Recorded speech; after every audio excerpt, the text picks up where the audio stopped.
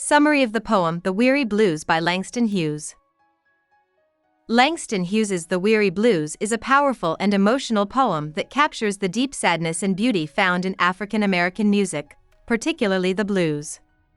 The poem is not just about music, it is about the pain, loneliness, and strength of a black man expressing his feelings through a blues performance in Harlem. The speaker in the poem describes a moment when he hears a black musician playing the blues on a piano on Lenox Avenue, a well-known street in Harlem, New York.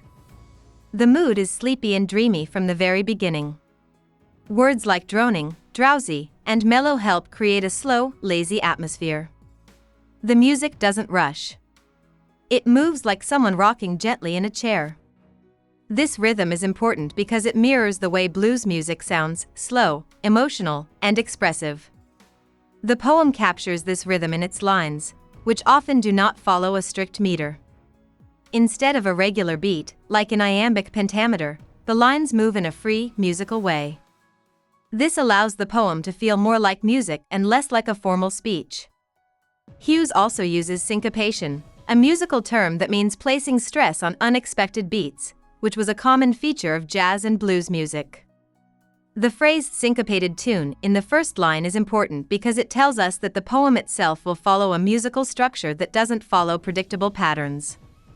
The use of repeated lines like "he did a lazy sway" adds to the rhythm, much like the chorus of a song that repeats to help the listener feel the emotion more deeply. The structure of the poem is interesting.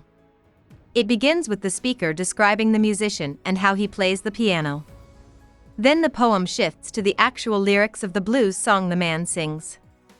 These song lyrics are written in a different style, using informal or non-standard grammar like I's gwine and myself. This use of dialect makes the voice of the singer feel more real and personal, showing how closely the poem is connected to African American speech and culture. One of the most striking lines is, "With his ebony hands on each ivory key, he made that poor piano moan with melody." Here, Hughes uses imagery and metaphor. Ebony and ivory refer to the color of the man's skin and the piano keys, but also symbolize how black culture and white culture are connected through music. The piano is described as moaning, which makes it feel like the instrument is alive and feeling pain, just like the singer himself. The themes of the poem are deep and emotional. One major theme is loneliness and sadness. The singer says, "Ain't got nobody in all this world," meaning he feels completely alone. His pain is so deep that he even says he wishes he had died. But instead of breaking down, he turns his sadness into music. This leads us to another theme, the healing or expressive power of art and music. Even though the blues song is full of sorrow, it allows the man to express his pain and survive it. Music becomes his outlet, his way of making sense of his struggles. Another important theme is the African American experience. The poem shows the emotional weight carried by Black Americans, especially during the time Hughes was writing, the Harlem Renaissance in the 1920s. The blues came from the experiences of slavery, racism, poverty, and injustice.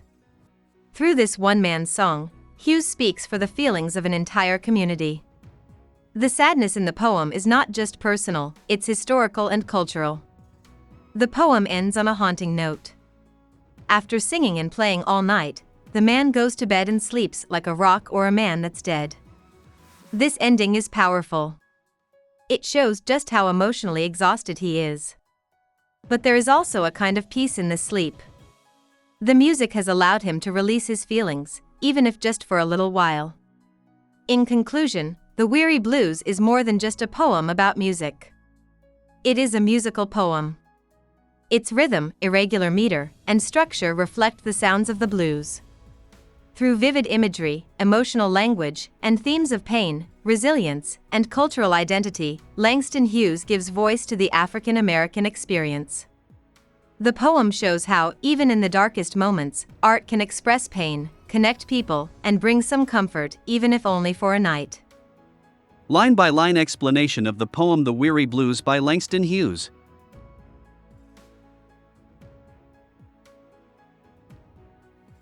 Line 1, droning a drowsy syncopated tune.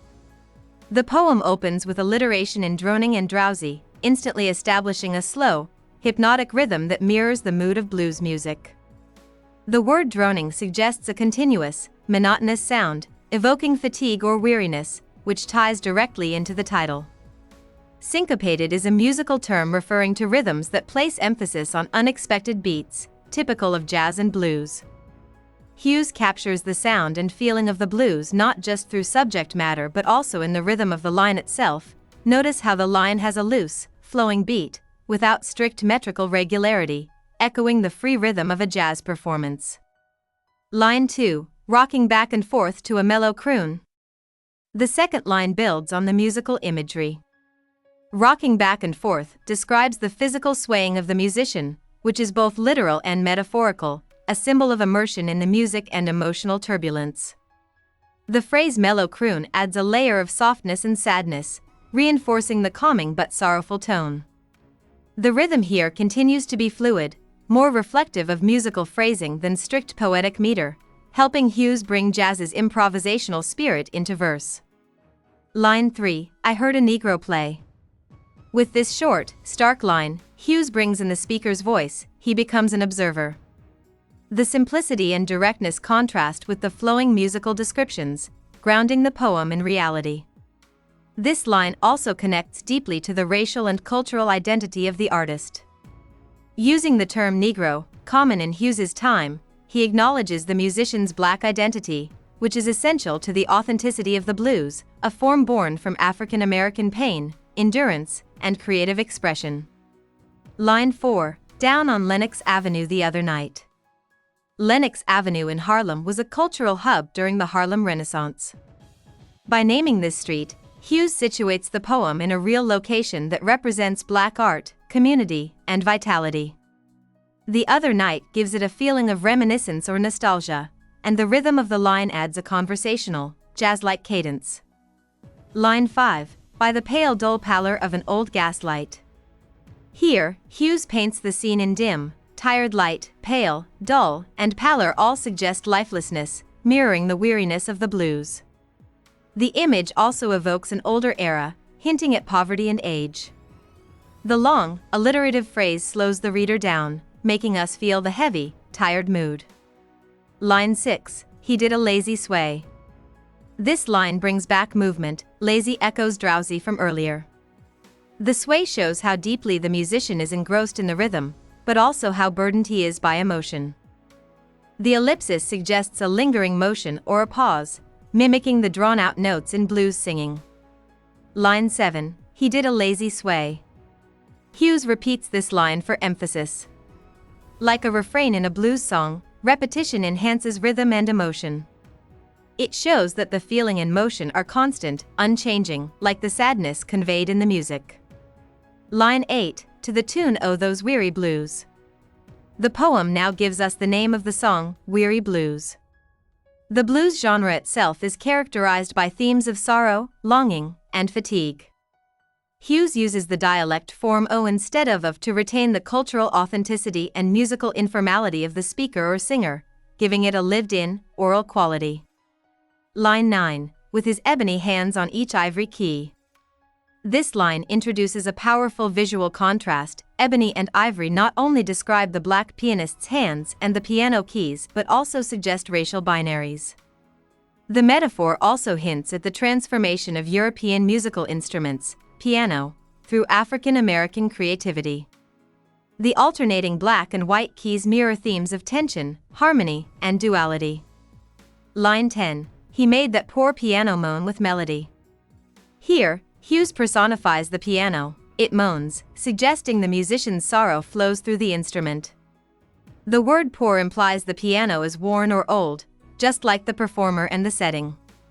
The alliteration in moan with melody echoes the plaintive cry of the blues. Line 11, Oh Blues. This cry functions as both a lament and an ode. It mimics the way a blues singer might call out mid-song, adding to the performative atmosphere. It's a moment of raw emotional expression, unfiltered and spontaneous. Line 12, swaying to and fro on his rickety stool. The line returns to the musician's physical presence. The stool is rickety, reinforcing the theme of instability or hardship. Yet he keeps playing, keeps swaying, suggesting resilience amid struggle. The line's soft rhythm matches the gentle movement it describes. Line 13, he played that sad raggy tune like a musical fool. Calling the tune raggy links it to ragtime music, a close cousin to blues. The phrase musical fool evokes the archetype of the tragic performer, who plays joyfully for others while carrying deep personal sorrow.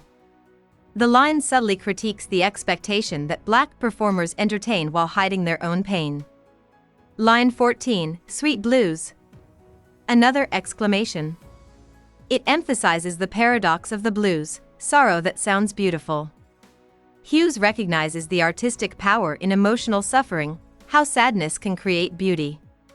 Line 15, Coming from a Black Man's Soul. This line clarifies the depth and source of the music. It's not just a performance, it's a cry from the soul. Hughes reminds the reader that the blues are more than entertainment, they are rooted in lived experience and racial identity. Line 16, Oh Blues. This third exclamation adds intensity. Like a musical refrain, it repeats with feeling and emphasizes how central the blues are to both the poet and the culture he's portraying. Line 17, in a deep song voice with a melancholy tone. Now we focus on the singer's voice. A deep song voice suggests resonance and gravity, while melancholy tone aligns with the sorrowful content of blues lyrics. The phrasing is musical and rhythmic, matching the cadence of a slow blues tune. Line 18, I heard that Negro sing, that old piano moan. This reinforces the blend of man and instrument, voice and emotion.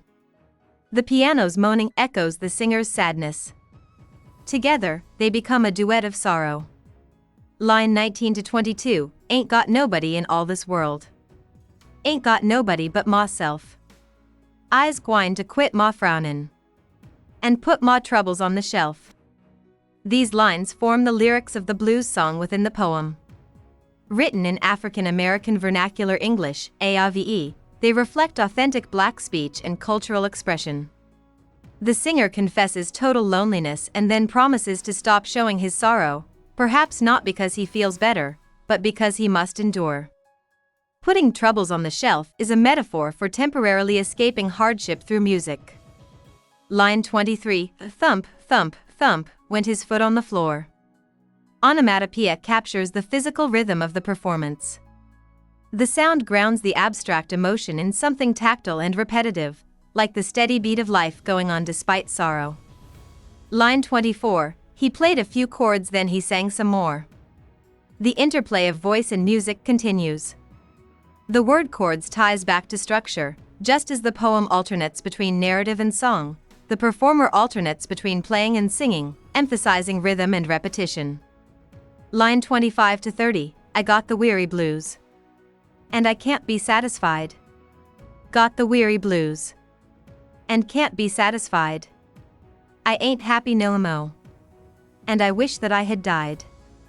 This 6-line blues verse is central to the poem. Repetition reinforces his despair. The refrain can't be satisfied and weary blues underscore existential emptiness. The final line, expressing a death wish, shows just how deeply the pain runs. The AAVE spelling reflects cultural authenticity, and the rhythm is consistent with 12-bar blues form, often based on repetition and variation. Line 31, and far into the night he crooned that tune. The singer plays late into the night. The verb crooned suggests gentle, sustained singing, highlighting the lullaby-like quality of the performance, soothing but sad. Line 32, the stars went out and so did the moon. A poetic image of time passing and the world darkening. The stars and moon go out, like stage lights after a show, or a metaphor for hope fading. Line 33, the singer stopped playing and went to bed. After the emotional and physical exertion, the performer finally rests. This simple line signals closure, but also emphasizes that life continues even after performance ends. Line 34, while the weary blues echoed through his head. Even in silence, the music lingers. The echo shows how the blues are not just performed, they haunt and inhabit the artist's mind. It blurs the line between art and life. Line 35. He slept like a rock or a man that's dead. The poem ends with this chilling simile. The sleep is so deep, it's almost death-like, symbolizing emotional exhaustion. The blues, having poured out of him, leave him emptied. Structurally, this final line echoes the poem's first. Both show the weight of the blues, whether in life or in silence. About the poet. Langston Hughes was born on February 1, 1902, in Joplin, Missouri, USA. He was a prominent African-American poet, novelist, and playwright best known for his role in the Harlem Renaissance, a cultural movement that celebrated Black life and art in the 1920s and 1930s. Hughes gave voice to the everyday struggles, joys, and dreams of Black Americans, often using the rhythms of jazz and blues in his poetry. His work combined social criticism with deep compassion and hope. Poems like The Weary Blues and Harlem reflect the pain of racial injustice while also celebrating Black identity and resilience. Hughes was one of the first poets to use dialect and colloquial speech in a powerful, artistic way. He believed that literature should reflect real life and speak to ordinary people. Langston Hughes died on May 22, 1967, but his legacy continues to inspire generations through his honest and lyrical writing. Hope we summarized it fully and you liked it. Please hit the like button and subscribe to our channel so that we are motivated to create more videos.